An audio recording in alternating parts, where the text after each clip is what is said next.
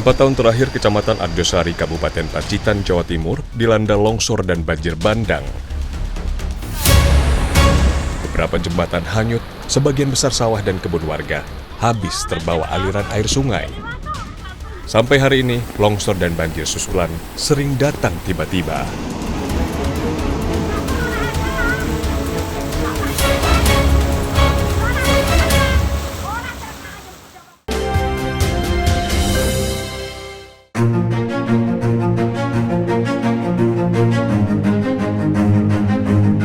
Di tepi anak sungai Grindulu, kita akan menjumpai banyak sekali warga yang menambang batu. Sejak pagi, warga bekerja sampai sore hari. Sejak longsor besar dan banjir bandang pada tahun 2017, masyarakat desa Karangrejo memanfaatkan dengan menimbun batuan di tepi sungai. Batu-batu berukuran sedang mereka kumpulkan secara manual untuk dijual kepada pemilik truk angkut. Batu yang mereka kumpulkan adalah ukuran 15 hingga 30 cm yang cocok sebagai batu pondasi bangunan. Setiap pekan, beberapa truk akan mengangkut batu dari para penambang sesuai dengan kebutuhan para pembeli di kota. Sayangnya sudah lebih dari 3 bulan, truk pengangkut batu tak lagi datang kemari. Padahal, biasanya setiap batu laku terjual, Nani dan keluarganya bisa mendapatkan uang sebesar Rp150.000.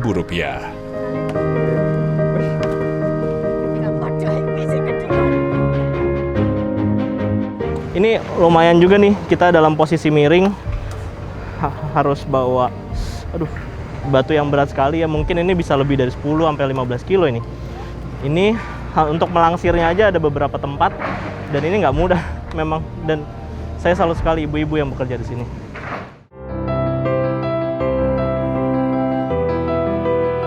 Biasanya mereka mendapatkan Rp150.000 setiap pekan atau Rp600.000 setiap bulan. Itu pun harus dibagi dua untuk keluarga Nani dan keluarga Yahmi. Sedangkan saat ini batu sudah lama belum laku terjual dan mereka tidak punya penghasilan. Sementara pengeluaran rumah tangga terus berjalan. Nggak pada sakit, Bu? Ini kerja begini, bawa berat. Sakit ya bagaimana mencari uang kok.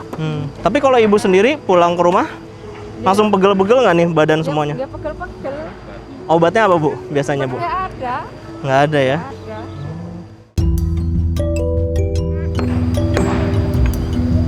Yahmi adalah kakak dari Nani, sementara Dila adalah cucu dari Nani. Keluarga mereka sebenarnya punya lahan tambang di tepi sungai. Tetapi sejak awal tahun, Nani dan Yahmi juga menambang di lahan bekas sawah orang lain yang hanyut terbawa longsoran serta banjir bandang. Dulunya sawah orang nih, Iya. yang punya sawah marah nggak? Marah Pak. Kalau marah itu bagaimana? Bawa air. Itu marah deh. Enggak sekedar marah gitu. Tapi dianya minta bayaran nggak? Kan dulu tanah dia ini. Iya. Enggak Pak, enggak.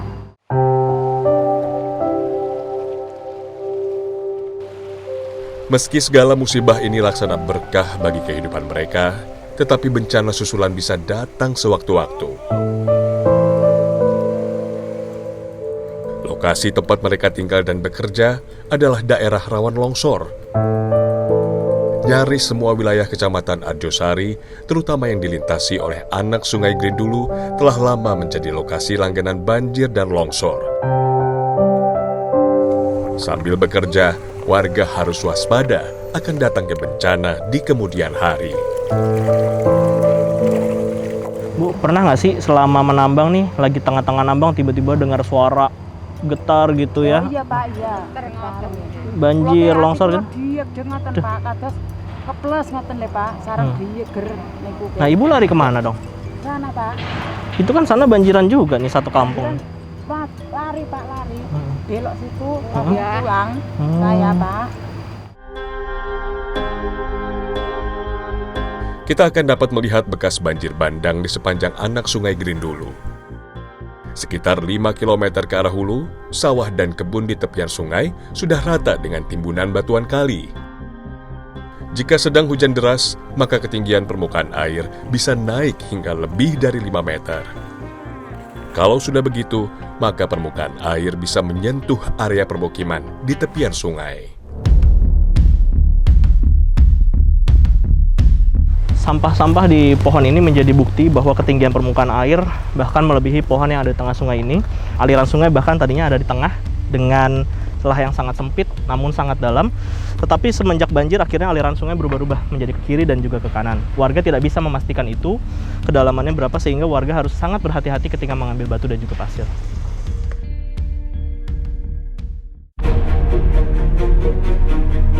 Selama ini area permukiman juga terdampak banjir.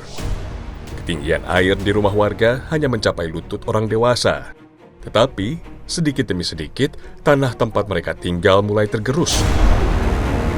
Bukan tidak mungkin, suatu hari nanti, area permukiman akan terkena dampak lebih besar dibandingkan banjir dan longsor sebelumnya. Bahkan bagi mereka yang menambang di area sungai, ancaman terjangan banjir bisa datang tiba-tiba.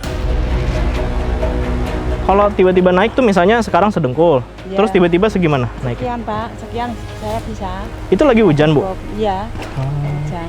Tapi Ibu bisa ngira-ngira nggak kalau hujan di atas, kalau hujan di sini, hitung-hitungannya gitu? Bisa. Gimana contohnya, Bu? Terus saya tidak ambil batu Hmm. di jalan, cuma melihat. Karena sudah pasti ada Ya, banjiran. ada banjir. Tapi pernah nggak lagi tidak hujan terus tiba-tiba air naik? Pernah, saya langsung lari. Itu artinya banjirannya karena hujan di atas atau Ya, gimana? karena hujan di atas kan besar airnya, langsung airnya turun sama-sama besar. Sementara itu, pemerintah Kabupaten Pacitan menerjunkan 2 buah eskavator yang beroperasi setiap hari, tanpa hari libur. Setiap pagi pukul 7 hingga sore pukul 5, alat berat ini mengangkut batu-batu ke tepian agar tidak terjadi lagi pendangkalan sungai. Wah, sangat tinggi sekali itu, karena bentuknya gunungan batu-batu itu. Tapi kan semenjak sudah eskavator itu dibuatkan jangan dan juga batu itu berkeluar diambil oleh masyarakat untuk penghasilannya kehidupannya sehari-hari. Ini kan untuk saat pekerjaan aja dia ke bawah, nanti kalau selesai pekerjaan dia naik ke atas mencari tempat yang lebih aman. Sejak tahun 2017, longsor demi longsor terus terjadi.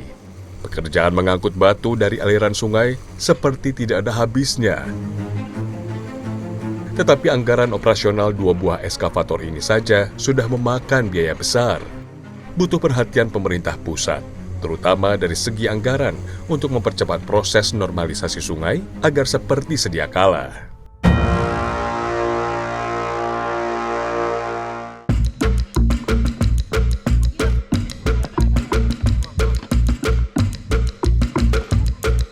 Sepulang dari tambang, Nani dan Yahmi mengajak saya ke kebun kelapa di dekat rumah. Ada belasan pohon yang buahnya dapat dipanen saat ini. Kami mengambil buah kelapa yang sudah tua agar airnya lebih sedikit dan isi buahnya lebih banyak. Isi buah kelapa ternyata bisa menjadi pengganti lauk pauk bagi warga. Letak kebun ini sama tidak amannya dengan area permukiman dan lokasi tambang. Tetapi warga yang sudah puluhan tahun hidup di tanah ini tentu tidak akan mau pindah dari sini.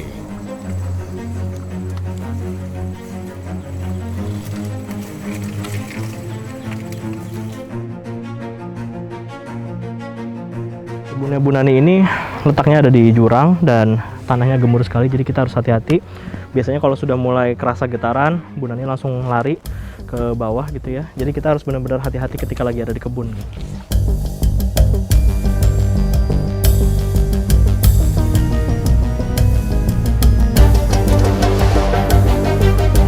Selama puluhan tahun, pemerintah kabupaten maupun pemerintah provinsi sudah memperingati warga akan bahaya longsor dan banjir bandang yang bisa terjadi. Apalagi kini, puncak-puncak perbukitan telah berubah fungsi dari hutan menjadi kebun warga.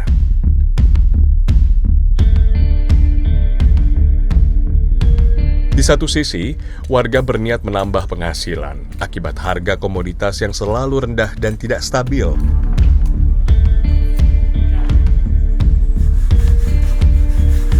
Di sisi yang lain, warga paham akan resiko dari perluasan lahan kebun yang bisa berujung pada datangnya bencana seperti saat ini.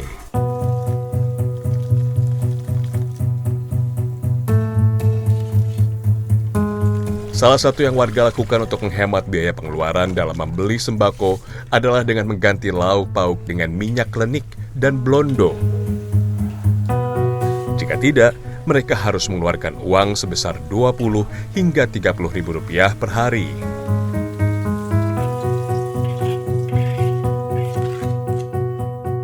Tidak cukup, Pak. Namun seadanya, ngoten. Saya bilang sama putu saya, "Maem saya enak ya dilang ya ora enak ning didol." Nggak beli makanan, beli seadanya saya suka gitu, Pak. Kepengen apa-apa gitu loh, Pak, saya teh. Tapi nggak sempat beli ngoten. Kemarin ya pengen beli apa ya, pengen tuku ngaten, kayak ranti duit ngaten bilang. Nani, Yahmi, dan Dila setiap hari saling berbagi lauk. Terkadang mereka saling membagi beras atau jagung sebagai menu utama. Kadang-kadang utang riyen teng bakul niku. Mboten gadah sabun, minyak ngoten niku tak utang bae tuku dereng pajeng ngoten nggih. Engko nek pajeng nggih disauri ngoten. Boleh tahu Bu, paling besar berapa sih utang ke warung? Pernah nggak sampai besar gitu? Nggih, kadang-kadang ya 300 400.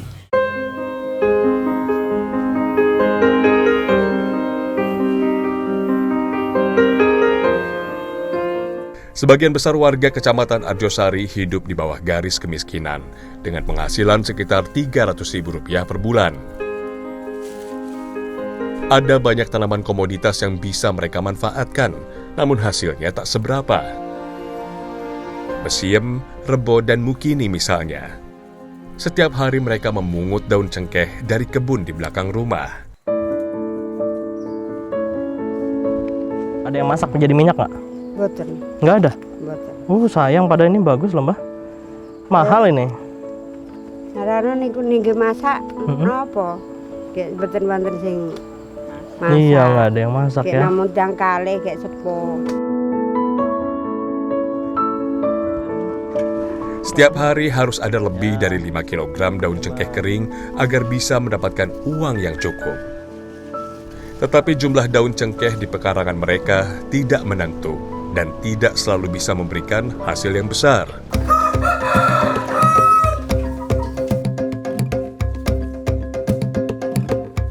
Beberapa lembar daun akan mereka masak sebagai obat herbal untuk mengatasi berbagai penyakit. Air busan daun cengkeh berkhasiat untuk mengobati sistem pencernaan, menjaga kesehatan pernapasan, serta meningkatkan kekebalan tubuh. Tradisi ini secara turun-temurun mereka lakukan lantaran sulitnya mengakses obat dan tenaga kesehatan di kota. Jarak dari desa Karangrejo ke Kecamatan Arjosari lebih dari 7 km. Jelas sulit bagi mereka yang sudah berusia lanjut dan tidak memiliki kendaraan.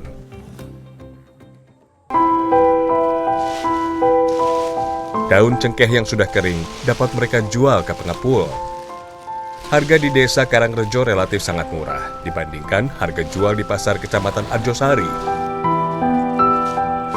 Setiap kilogram daun cengkeh kering hanya dihargai Rp2.000.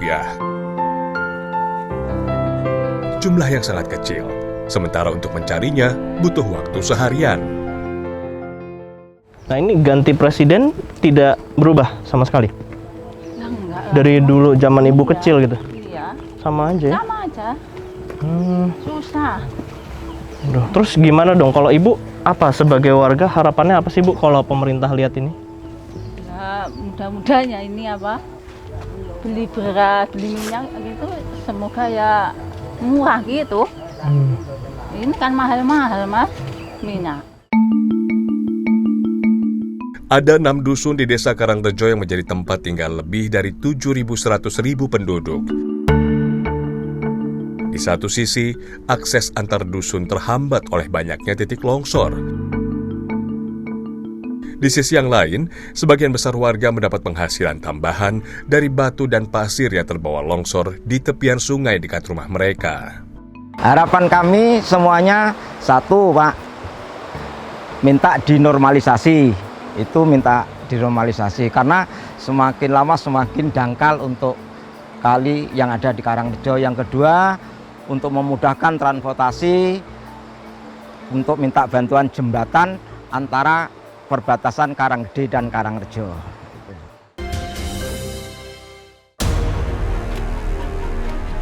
Bendungan Tukul merupakan salah satu proyek strategis nasional yang baru saja diresmikan oleh Presiden Joko Widodo tahun lalu. Aliran air dari Bendungan Tukul juga mengalir ke anak sungai Grindulu yang melintasi Desa Karanggede dan Desa Karangrejo di Kecamatan Arjosari. Sekarang ini, beberapa jembatan penghubung antar desa dan antar dusun terbawa hanyut banjir bandang.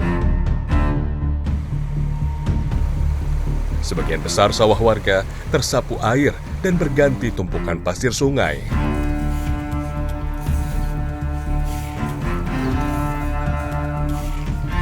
Masyarakat yang telah kehilangan pekerjaan akibat banjir akhirnya memanfaatkan pasir untuk mengganti penghasilan mereka. Setiap harinya, warga di RT 05 mengeruk pasir untuk ditimbun. Jika sudah menumpuk, maka akan ada truk pengangkut yang membeli pasir mereka. Pasir sungai ini dijual dengan harga Rp150.000 untuk setiap truk. Ini semuanya sudah nggak ada harapan. Kebun gitu nggak ada harapan. Kalau ada banjir gini memang nggak ada harapan. Tapi kalau tidak ada harapan kok masih di sini, Pak? Maksudnya mungkin mereka pernah cerita kenapa tetap di sini? Apa yang dipertahankan sih, Pak? Mungkin ya kalau musim rendeng ya begini. Kalau banjir nggak ada harapan. Harapannya semuanya ya di sungai semua.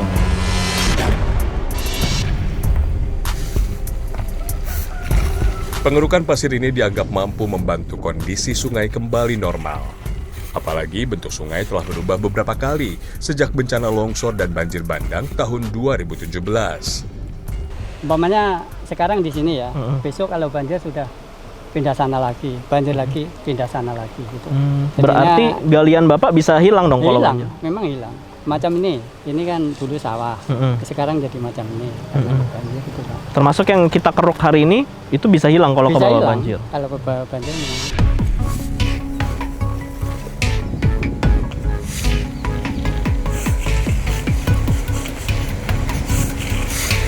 Lebar sungai yang awalnya hanya sekitar 5 meter dengan kedalaman 10 meter, kini berubah menjadi selebar 30 meter dengan kedalaman hanya sekitar setengah meter. Bentuk sungai yang berubah drastis jelas membahayakan warga yang tinggal di bantaran.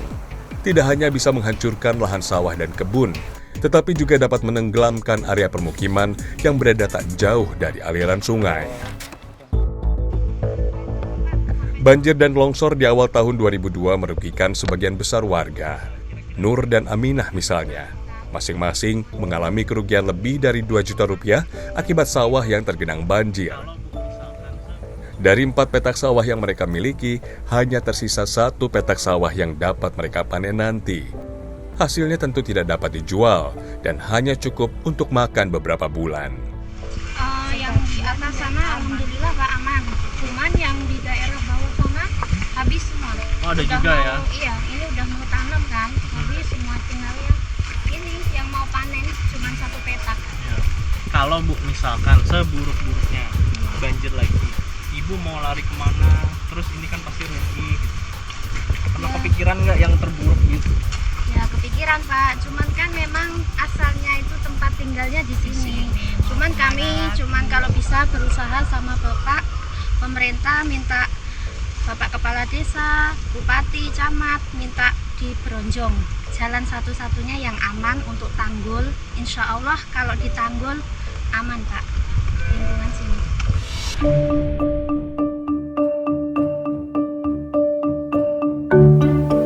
Bersebelahan dengan Desa Karangrejo, tim Indonesiaku mendatangi Desa Karanggede yang terletak di kaki Gunung Parangan.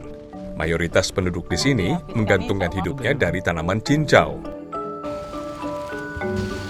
Katemi, Kasiem, dan Sariem mengajak saya ke kebun mereka yang terletak tak jauh dari rumah. Luasnya sekitar 1.000 meter persegi. Kecil jika dibandingkan perkebunan di desa yang biasanya memiliki luas mencapai hektaran. Nah, ini kalau kita tidak tahu mungkin kita akan berpikir ini semak-semak biasa ya. Padahal ini daun cincau. Jadi masyarakat setiap hari memetik ini dan ini mata pencarian utama mereka. Nantinya akan diekspor ke luar negeri. Tidak ada tanaman lain yang hasilnya lumayan. Selain cincau, warga hanya menanam jahe dan temulawak untuk dijual sewaktu-waktu ketika simpanan uang menipis. Nggak kerja lain lagi? Enggak kerja apa-apa. Tapi cukup itu Bu, untuk makan orang serumahnya? Cukup nggak cukup ya, cuman itu Pak, nggak ada lain. Ibu nanggung berapa orang kalau boleh tahu Bu? 4 orang. Siapa aja tuh Bu? Bapak, anak, mama. Sama ibu ya, berempat ya. Nah ini di rumah nggak ada yang kerja lagi selain ibu? Enggak.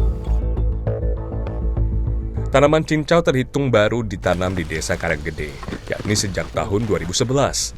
10 tahun terakhir, penghasilan warga meningkat karena tanaman cincau dapat dipanen setiap hari. Bibit cincau warga beli di Kabupaten Wonogiri yang letaknya hanya sekitar 5 km dari desa mereka. Kesuksesan saudara-saudara mereka di Wonogiri membuat warga beralih menanam cincau. Bu Sariem, ini sebelum ada cincau, itu masyarakat nanam apa Bu? Nanam jagung, nanam padi, nanam delei, nanam singkong, gitu aja. Kenapa akhirnya berubah jadi tanam cincau? Itu gara-gara ada babi, rusak babi, nggak jadi, jadinya kalau nanam kan habis. Ganti ada bibit janggilan ini, nanam ini ya. Babi nggak suka sama ini? Enggak. Enggak ya? Enggak, cuma dirusak aja. Oh. Bisa rusak, artinya nggak seberapa. Sayang, tanaman yang mereka harapkan ini punya tantangan dalam proses perawatannya. Di musim kemarau, biasanya tanaman cincau akan mengering, bahkan mati. Sementara itu, masyarakat tidak punya penghasilan tetap yang dapat mereka andalkan. Perekonomian warga Desa Karanggede tetap tidak stabil hingga hari ini.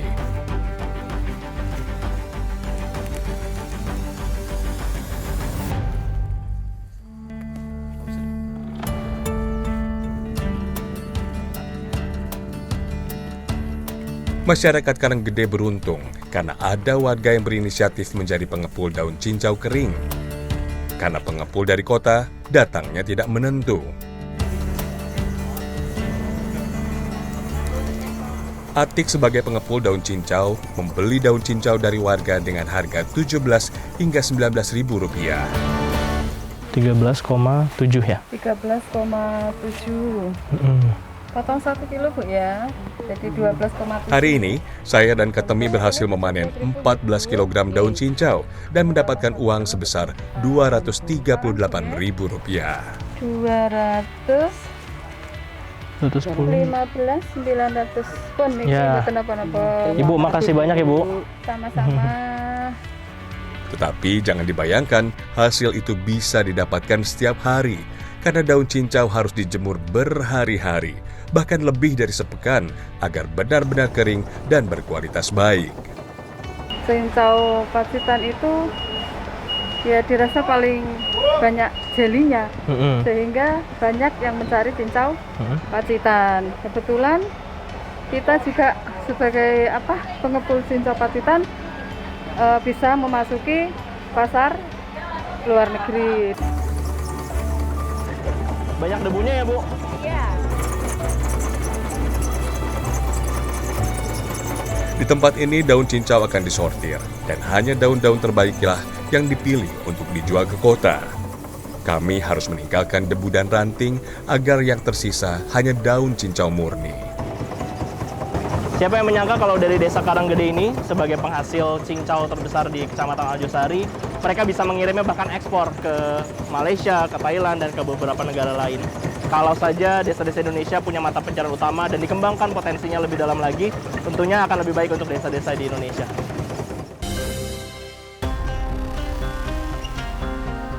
Sebenarnya ada tanaman lain yang bisa warga andalkan, namun jumlahnya tidak banyak, yakni tanaman aren yang kini sudah nyaris ditinggalkan oleh warga. Jadi di sini cuma satu. Bukan tanpa alasan, olahan dari pohon aren tidak memiliki harga yang stabil, bahkan cenderung rendah. Tetapi jika warga mau menanam banyak pohon aren, tentu hasilnya akan lumayan baik. Sayangnya pohon aren tidak mudah dibudidayakan, setidaknya untuk Desa Karanggede. Di Kebun Mujiono misalnya, hanya tersisa 4 pohon aren yang bisa diambil hasilnya.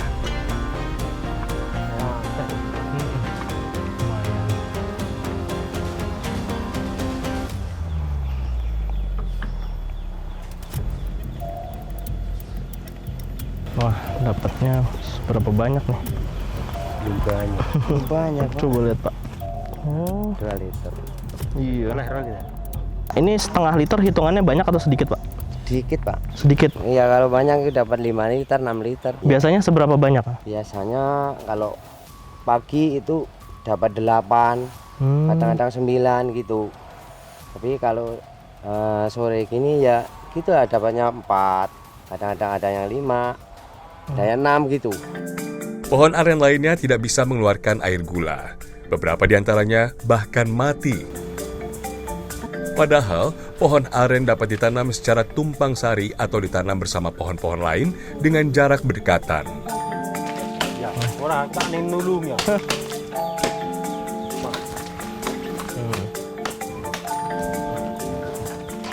Panjang juga.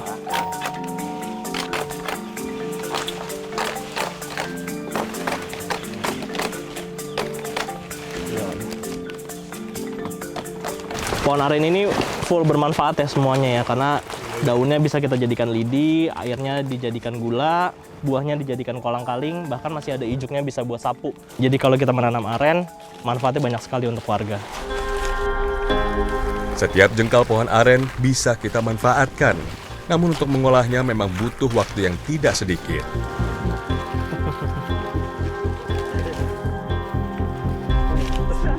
Untuk membuat gula misalnya, warga harus meluangkan waktu seharian mulai dari panen, memasak, dan mengaduknya hingga menggumpal menjadi gula.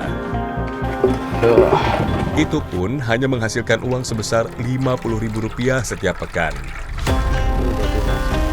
Penghasilan dari menjual gula dan hasil bumi lainnya harus terpotong ongkos ojek motor.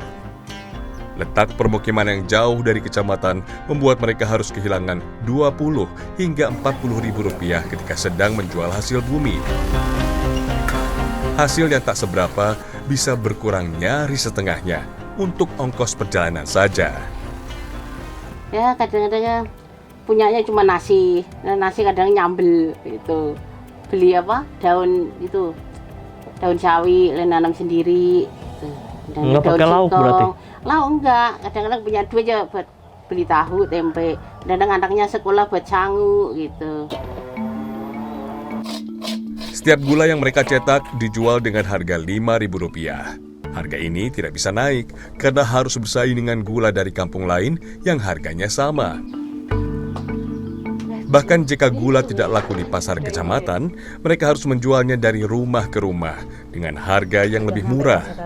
Begitu malang nasib mereka.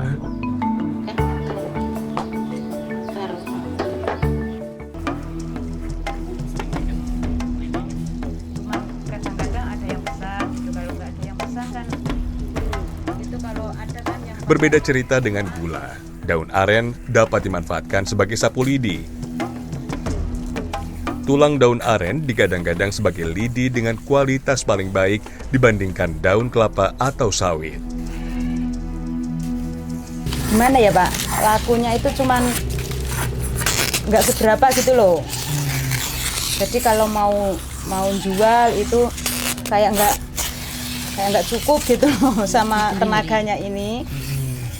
Nah Ibu kalau jual kemana nih? Jual ke kecamatan nggak atau? Nggak pernah. Nggak pernah? Enggak. Kenapa? Ya kecamatan jauh. Berapa kilo ya itu? 10 kilo ada ya? 10 kilo ya? Ongkosnya banyak. Hasilnya bagus nggak? Harganya itu nggak mencukupi gitu loh. Sayangnya, harga sapu lidi aren di Kecamatan Arjosari hanya sekitar Rp5 hingga Rp10.000. Itu pun lebih sering tidak laku. Padahal jika dapat dipasarkan ke kota Pacitan atau bahkan ke Kabupaten Wonogiri, Jawa Tengah, sebagai lokasi yang lebih dekat dari kampung mereka, harganya bisa lebih tinggi. Sayangnya, potensi yang harus bernilai menjadi seakan tak berharga di kampung mereka.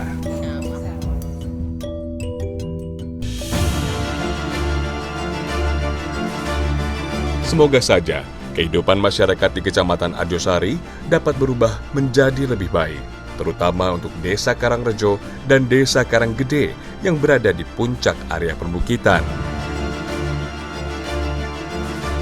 76 tahun Indonesia adalah wajar bagi mereka untuk berharap akan kesejahteraan dan kehidupan yang layak. Entah kapan bisa mereka rasakan.